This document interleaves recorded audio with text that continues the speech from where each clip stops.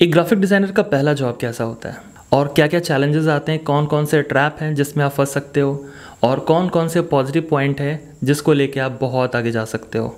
कुछ bonus point भी मैं आप सभी के साथ आज के इस वीडियो में शेयर करूंगा। काफ़ी ज़्यादा डिमांडिंग ये क्वेश्चन है और मुझसे कई सारे मेरे स्टूडेंट ने ये चीज़ें पूछी हैं, तो आज मैं लेके आया हूँ आपके लिए एक बहुत इंपॉर्टेंट वीडियो। एंड तक ज़रूर देखिएगा, ये वीडियो काफ़ी ज़्यादा इन्फॉर्मेटिव है। और अगर आप एक ग्राफिक डिज़ाइनर, वीडियो एडिटर और एनिमेशन फील्ड में जाना चाहते हैं तो डेफिनेटली ये वीडियो आपको काफ़ी ज़्यादा हेल्प करेगा, आपको काफ़ी सारा आइडिया देगा और आप थोड़ा और कॉन्फिडेंट हो जाएंगे। तो चलिए शुरू करते हैं। सो गाइज़, मेरा नाम है जितेंद्र और आप देख रहे हैं मेरा चैनल ग्राफिक्स मेंटोर जितेंद्र। एक ग्राफिक डिज़ाइनर के लिए अपॉर्चुनिटीज़ तो बहुत सारे हैं, चाहे वो डिजिटल मीडिया की बात करें या फिर प्रिंट मीडिया की। एक छोटे से सुई से लेके हवाई जहाज़ तक हर किसी ब्रांड को प्रमोशन करने के लिए ग्राफिक्स को तैयार करना पड़ता है। अगर आप सोशल मीडिया प्लेटफॉर्म यूज़ करते हैं, किसी वेबसाइट में जाते हैं या फिर आप अपने मार्केट में अपने घर के पास जाते हैं, तो वहाँ पर भी आप कोई ना कोई ग्राफिक का वर्क अपने डे टू डे लाइफ में हर दिन देखते रहते हैं। ग्राफिक डिज़ाइनिंग फील्ड में या तो आप फुल टाइम जॉब करते हो जहाँ पे 9 to 6 का आप एक रूटीन वर्क करते हो कि आप ऑफिस गए, ऑफिस में जाने के बाद आपने उस कंपनी का सारा टास्क किया। अगर इन हाउस कैंपस है तो उस कंपनी के सारे प्रोडक्ट्स वगैरह आपने डिज़ाइन करे, उसके एडवर्टीजमेंट के लिए कंटेंट्स को डिज़ाइन किया। या एक एजेंसी वगैरह पर अगर आप जाओगे तो वहाँ पर एजेंसी में जाने के बाद आपके पास बहुत सारे डिफरेंट क्लाइंट के वर्क आएंगे। उन सारे क्लाइंट के वर्क्स को आप उनके प्रोजेक्ट्स को उनके रिक्वायरमेंट के बेसिस पे हैंडल करोगे, उनके रिक्वायरमेंट को फुलफिल करोगे। सेकंड वे ऑफ अर्निंग है वो है पार्ट टाइम जॉब। या तो किसी कंपनी में जा करके आप का वर्क एक लिमिटेड टाइम के लिए पार्ट टाइम में काम करते हो, या फिर आप किसी क्लाइंट का वर्क जो है वो हैंडल करते हो पार्ट टाइम के बेसिस पे। फ्रीलांसिंग फील्ड का काफ़ी ज़्यादा नाम आपने सुना होगा। और फ्रीलांसिंग क्या होता है कि किसी पर्सन का आपने एक चार्जेस ले करके उसके टास्क को कंप्लीट किया है। तो ये चीज़ रेगुलर बेसिस पे भी फ्रीलांसिंग चलती है और यहाँ पे कई सारे इंटरवल भी मिलते हैं। तो फ्रीलांसिंग वर्ल्ड में क्या होता है कि आप किसी पर्सन का एक टास्क उठा लेते हो और उसके लिए आपने एक चार्जेस उसे कहा और वो अगर अग्री है पे करने के लिए तो आपने उस चार्जेस पे उसे वो वर्क करके दे दिया और उसके लिए उसने आपको पे कर दिया। अभी कई सारे कंपनी के साथ या कई सारे इंडिविजुअल क्लाइंट के साथ आप फ्रीलांसिंग कर सकते हैं। कंपनी के साथ अगर आप काम करते हैं एज अ फ्रीलांसर तो वहाँ पे आपको लॉन्ग टर्म तक काफ़ी सारा काम मिलता है अगर आप अच्छे से वर्क आउटपुट देते हो और आपकी कंपनी के बीच में एक अच्छा कोऑर्डिनेशन है तो। लेकिन इंडिविजुअली क्लाइंट के साथ आप वर्क करेंगे तो आपको इरेगुलर वर्क्स मिलते हैं, मतलब कभी वर्क मिलेगा कभी वर्क नहीं मिलेगा।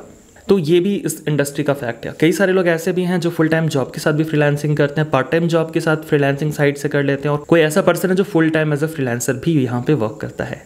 तो ये सारे अर्निंग के बहुत सारे सोर्स हैं ग्राफिक डिज़ाइनिंग फील्ड में और इन सभी से आप अच्छा खासा अमाउंट जो है वो अर्न कर सकते हैं। जैसे मैंने टॉपिक के बारे में बोला कि आज का जो वीडियो है वो मैं आपको बता रहा हूँ कि अपॉर्चुनिटीज़ क्या है, क्या क्या आपको ट्रबल फेस करना पड़ेगा इस इंडस्ट्री में और क्या क्या आपके पॉजिटिव पॉइंट्स, ये सारी चीज़ें मैं एक्सप्लेन करूँगा। तो वीडियो के साथ बने रहिएगा। कुछ ट्रैप है इंडस्ट्री में। जब आप एज अ ग्राफिक डिज़ाइनर इस इंडस्ट्री में जाते हैं तो वहाँ पे जब आप इंटरव्यू देने जाते हैं या फिर जब आप किसी भी क्लाइंट के साथ वर्क करना चाहते हैं तो वहाँ पे आपको कहा जाता है कि आपको सीखने का मौका मिलेगा, कम पैसे में काम कर लो। ठीक है, ये कंपनी कम पैसा देगी लेकिन यहाँ पे आपको सीखने का बहुत मौका मिलेगा। ये एक तरह का ट्रैप ही तो है। देखो, कहीं पे भी किसी भी कंपनी में आप वर्क करोगे आपको सीखने का मौका तो मिलेगा ही, क्योंकि अल्टीमेटली आप तो वर्क करोगे और जहाँ पर आप वर्क करते हो वहाँ पर आपका इम्प्रूवमेंट तो होता है। चाहे आप किसी भी कंपनी में काम करो तो ये अंडरस्टूड वाली बात है। ये इस तरह का बात हो गया कि आपने कोई सामान खरीदा और मैंने आपको बोला कि सामान खरीद लो, पैकेट हम फ्री में देंगे, पर कैरी बैग हम फ्री में देंगे। भाई तो वो तो फ्री में तो देना ही है आपको, है ना। उसी तरीके से जब आप किसी कंपनी में वर्क करते हो तो वहाँ पे जब आप काम करोगे उसके टास्क को जो आपको असाइन किया जाएगा वो फुलफिल करोगे तो आपको सीखने का मौका तो मिलेगा ही। तो आप किसी भी जगह काम करोगे कुछ ना कुछ तो सीखोगे, ज़्यादा सीखोगे कम सीखोगे लेकिन सीखोगे। दूसरा ट्रैप ये मैक्सिमम सुनने को मिलता है कि यार तुम्हारा पहला जॉब है, कितना एक्सपेक्ट करते हो, मतलब कम से कम में काम कर लो, कितना एक्सपेक्ट करते हो। तो ये चीज़ भी काफ़ी ज़्यादा कहा जाता है जो भी फ्रेशर होते हैं जब इंडस्ट्री में पहली बार जाते हैं। तो क्योंकि स्टूडेंट खुद ही इतना ज़्यादा डरा हुआ रहता है, उसे लगता है कि यार किसी तरीके से जॉब मेरे को मिल जाए, तो इसका फ़ायदा गलत तरीके से कुछ लोग उठा लेते हैं। इसके बाद आपका एक इंटरव्यू लिया जाता है। इंटरव्यू में आपको एक टास्क असाइन किया जाता है। टास्क में आपको, और अगर आपको इंटरव्यू से रिलेटेड भी अगर कुछ जानना है कि कैसा इंटरव्यू होता है, क्या क्वेश्चंस पूछे जाते हैं जनरली, तो नीचे मुझे कमेंट करके बता दीजिएगा, तो मैं उसके लिए एक इंटरव्यू के लिए एक प्रॉपर वीडियो ही बना दूंगा। तो इंटरव्यू लेने के बाद आपको एक टास्क भी असाइन किया जाता है कि आप ये काम करके दिखाओ। अब ये काम आप कितना भी अच्छा करके दिखाओ, अपनी तरफ से तो आप अपना बेस्ट देते हो, लेकिन फिर भी आपको बोला जाता है यार तेरा कोई काम खास नहीं है, तुमको और इम्प्रूव करने की ज़रूरत है, थोड़ा सा और मेहनत कर लो, थोड़ा सा और अच्छा एफर्ट लगा लो, अभी तुमको बहुत कुछ सीखना पड़ेगा। ये सारी चीज़ें कही जाती है। तो ये भी एक मेजर ट्रैप है। स्टूडेंट पहले से ही नर्वस है कोई भी कैंडिडेट जो पहले से वहाँ जा रहा है वो पहले से नर्वस है और उसके बाद उससे ये सारी चीज़ें कही जाती है, तो उसका जो खुद का जो मोरल है, कॉन्फिडेंस, वो बड़ा डिग्रेड हो जाता है। उसके बाद और कहा जाता है कि कहाँ से आए हो, कहाँ से सीखे हो, है ना। तो इससे भी कहीं ना कहीं जो कैंडिडेट है उसका मोरल डाउन हो जाता है, उसके लगता है कि शायद मैंने अच्छी जगह से नहीं करी, कि ये भाई मेरा तो डिग्री छोटे से यूनिवर्सिटी का है, मैंने जो इंस्टीट्यूट से सीखा है वो छोटा सा इंस्टीट्यूट है, या मैंने ऑनलाइन एजुकेशन लिया, ऑनलाइन कुछ सीखा है तो वो छोटा सा है। तो फिर इस तरह का माइंड में उनका चलता रहता है। तुम्हारे क्या पॉजिटिव पॉइंट्स हैं, तुम्हारे क्या नेगेटिव पॉइंट्स हैं, अल्टीमेटली आपके सामने वो इस तरह का क्वेश्चन तो पूछता ही है इंटरव्यू में।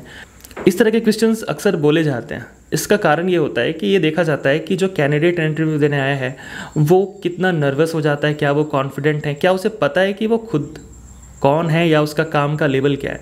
Most of the time candidate बहुत डरे रहते हैं, उन्हें लगता है कि पहला जॉब है मेरा, तो पता नहीं मुझसे क्या एक्सपेक्ट किया जाएगा, पता नहीं ये जॉब होगा कि नहीं। घर वाले भी बोल के भेजे कि बेटा जा रहे हो तो थोड़ा अच्छे से इंटरव्यू देना, सिलेक्शन ले लेना। कई सारा टेंशन, कई सारा प्रॉब्लम, कई सारे चैलेंजेस, ये सारी चीज़ें उनके माइंड में आती है। लेकिन एक्चुअल में क्या है, एक्चुअल में क्या ये प्रॉब्लम है?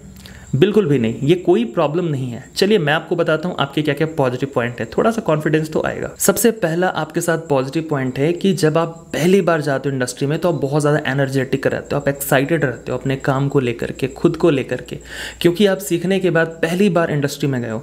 तो वहाँ पर आपको लगता है कि यार मुझे मौका मिल गया तो मैं तो धूम मचा दूंगा। दूसरी अच्छी चीज़ होती है कि आप एक लर्नर होते हैं, क्योंकि आप पढ़ाई करके, आप सीख करके चीज़ों को आए हैं। तो आपके अंदर जो एक एटीट्यूड है वो एक लर्नर का एटीट्यूड है।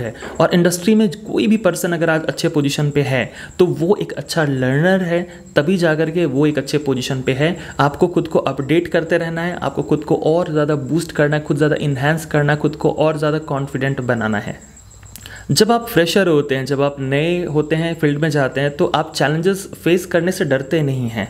आपको डर इनिशियली तो लगता है कि पता नहीं क्या रिजल्ट होगा, बट अल्टीमेटली आप चैलेंज को देख करके पीछे नहीं आ जाते हो, बैकफुट पे नहीं आते हो, आप फेस करना चाहते हो। आप चाहते हो कि मैं इसे फेस करूं और मैं थोड़ा आगे निकलूं। ये हर किसी कैंडिडेट के साथ होता है। किसी भी काम को करने में, जब आप फ्रेशर होते हैं तो किसी भी काम को करने में थोड़ा एक्स्ट्रा एफर्ट लगाते हैं, क्योंकि वहाँ आपको लगता है कि कहीं गलती ना हो जाए, इसलिए आप थोड़ा ज़्यादा ध्यान देते हो। आपको लगता है कि थोड़ा और एफर्ट लगा के थोड़ा और अच्छा काम कर देते हैं, शायद बॉस खुश हो जाएगा, इसलिए थोड़ा और ज़्यादा आप एफर्ट लगाते हो। ये चीज़ भी आपके साथ एक पॉजिटिव पॉइंट है। जब आप फ्रेशर होते हो और इंडस्ट्री में जाते हो तो कम पैसे में भी काम करने के लिए अग्री हो, ये सबसे बड़ा पॉजिटिव पॉइंट है। क्योंकि जब आप बहुत ज़्यादा चार्जेस कहीं पे लोगे तो वहाँ पे लोग बहुत सारे पैरामीटर को चेक करेंगे और फिर एक्सेप्ट करेंगे कंडीशंस को, कि आपने पहले कहाँ से एक्सपीरियंस लिया, आपका वर्क आउटपुट क्या है, वगैरह वगैरह, बहुत सारी चीज़ें। लेकिन जब कम पैसे की बात आती है तो कंपनी भी थोड़ा बहुत कॉम्प्रोमाइज़ तो कर लेती है।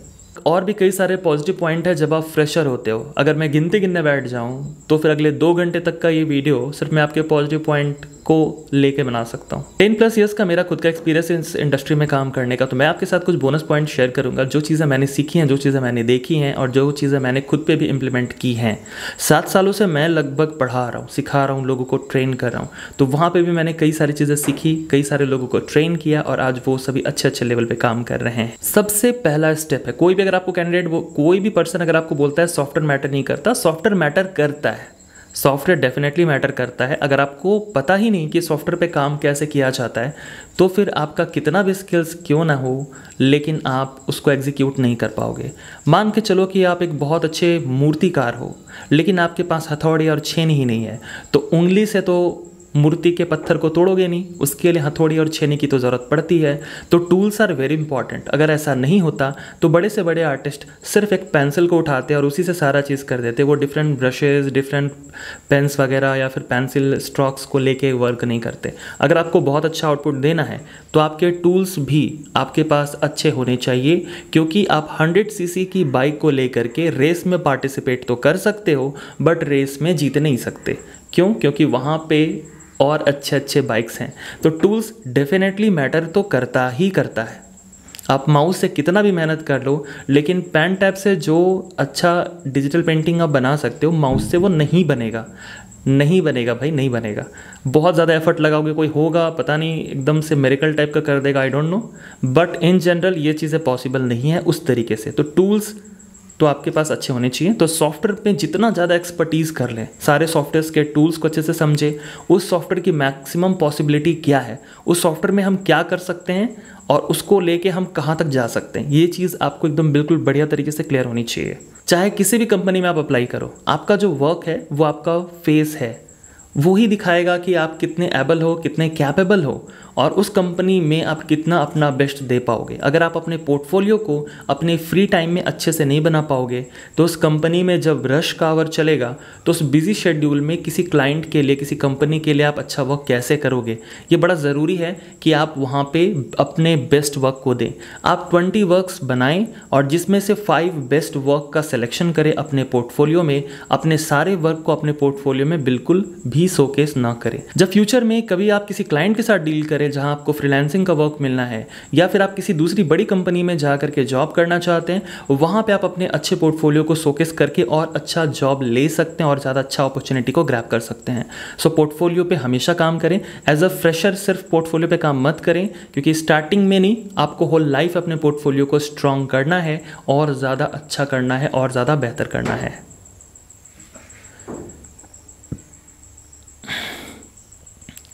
रेफरेंसेस ले, आइडिया लें, लेकिन कॉपी ना करें। दूसरे को देखने में कोई गड़बड़ी नहीं है, दूसरे डिज़ाइनर को फॉलो करने में भी कोई दिक्कत नहीं है, लेकिन आपको एग्जैक्टली सेम नहीं करना है। आपको देखना है, समझना है।